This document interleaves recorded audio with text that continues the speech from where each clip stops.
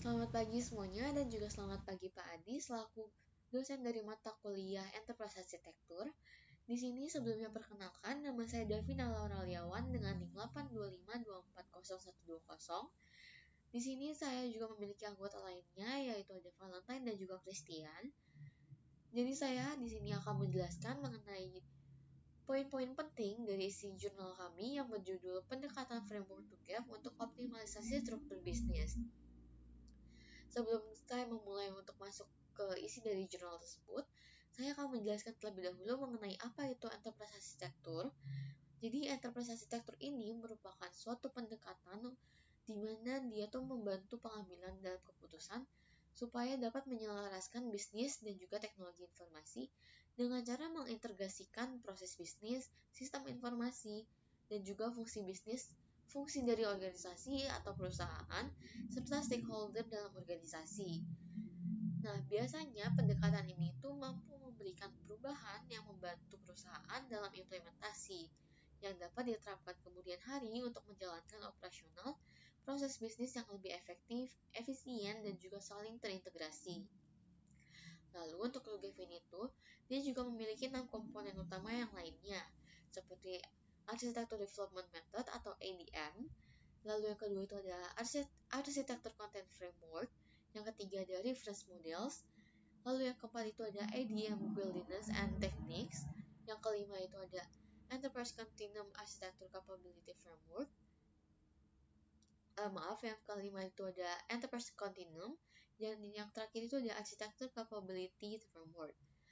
Nah, untuk ADM sendiri ini, dia itu memiliki komponen untuk mengembangkan arsitektur pada suatu enterprise arsitektur, yaitu dia disebutnya sebagai TUGEF ADM, di mana komponen ini sendiri tuh dia menggabungkan antara framework arsitektur, perubahan penyusunan konten arsitektur, dan tata kelola arsitektur yang lebih komprehensif. Lalu kita masuk untuk yang pertama, yaitu mengenai TUGEF ADM tersebut, atau The Open Group Architecture Framework. Jadi TUGEF ini itu adalah sebuah framework yang sering digunakan di berbagai dunia industri yang memiliki metode dan juga tools yang lebih detail untuk proses implementasi. TUGEF ini juga dia mempunyai alasan atau mempunyai kelebihan di mana itu kelebihan tersebut itu membuat banyak perusahaan atau organisasi yang menggunakan TUGEF ini. Untuk kelebihannya sendiri, TUGEF ini tuh dia lebih fleksibel. Lalu TUGEF juga secara luas dianggap sebagai standar de facto untuk perubahan teknologi yang terkait dengan TI di kebanyakan perusahaan swasta besar. Lalu sebagai sebuah standar juga, TUGEF ini tuh telah punya interaksi yang lumayan banyak. Yang pertama itu dia sudah pernah berinteraksi dengan proses penetapan praktik rekomendasi IEEE pada tahun 1471 untuk deskripsi arsitektur, dan juga ISO IEC 42010 Systems and Software Engineering Architecture Description. Lalu dalam rangka kerja TUGEF ini dia itu mempunyai 4 kategori utama yang pastinya harus diperhatikan, yaitu yang pertama ada arsitektur bisnis, yang kedua ada arsitektur data, yang ketiga ada arsitektur aplikasi, dan yang terakhir itu ada arsitektur teknologi.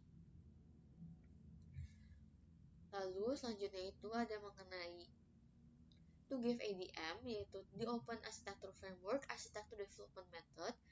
Jadi TUGEF ADM ini itu adalah sebuah bagian dari komponen yang memberikan gambaran mendalam tentang pengembangan model yang terdiri dari tahapan-tahapan khususnya. TUGEF ADM ini juga menjelaskan mengenai cara untuk mengembangkan dan juga mengelola life cycle arsitektur perusahaan. Dari TUGEF ADM ini tuh dia juga mempunyai 8 fase utama, yaitu yang pertama ada arsitektur vision. Arsitektur vision ini itu dia mempunyai tujuan yang strategis. Jadi pada tahapan ini itu merupakan tahapan untuk melakukan pengembangan arsitektur di mana dia itu mencakup segala ruang lingkup, pengidentifikasian stakeholders, penyusunan visi arsitektur, dan juga pengajuan persetujuan untuk memulai pengembangan arsitektur. Lalu di sini yang kedua itu ada bisnis arsitektur. Pada bisnis arsitektur ini dia itu merupakan sebuah fase atau tahap di mana memberikan pemahaman dan juga dokumentasi aspek bisnis organisasi, termasuk struktur organisasi, proses bisnis, kebutuhan bisnis, dan juga nilai bisnis yang ingin dicapai. Lalu yang ketiga itu ada teknologi arsitektur.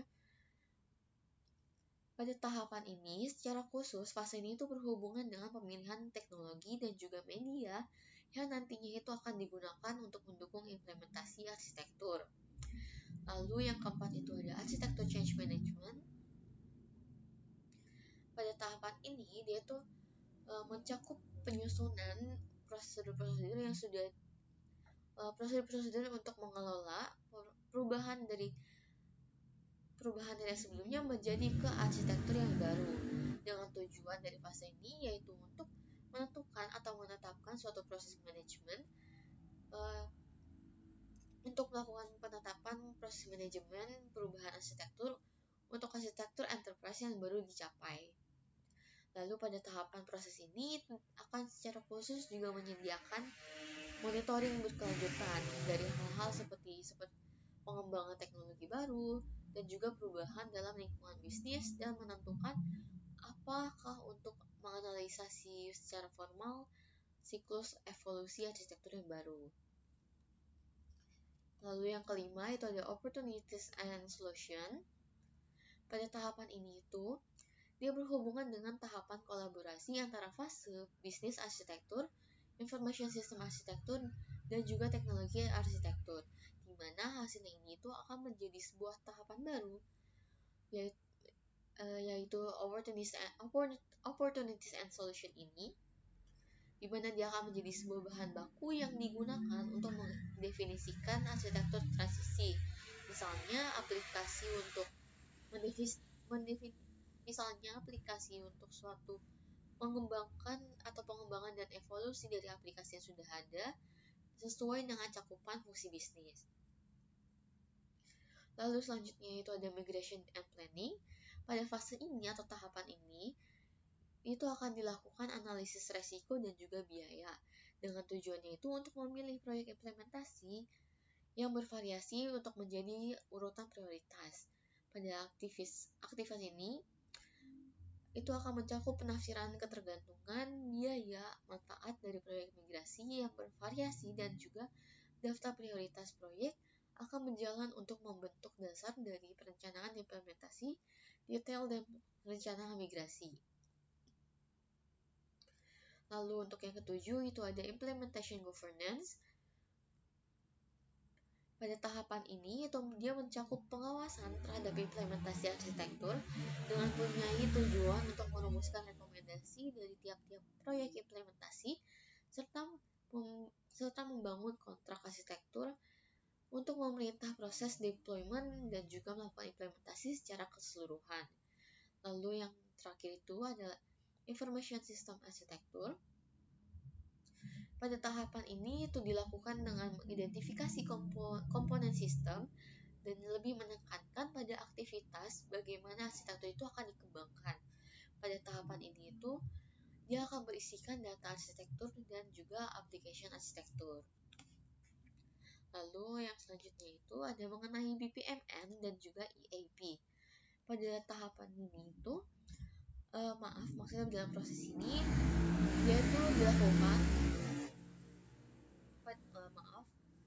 pada tahapan ini itu dia untuk melakukan pemodelan EA atau Enterprise Architecture.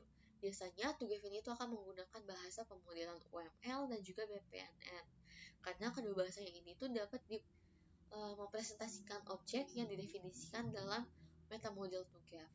BPMN ini juga merupakan suatu standar pemodel proses bisnis dan alur kerja yang umum digunakan oleh perusahaan dan juga organisasi.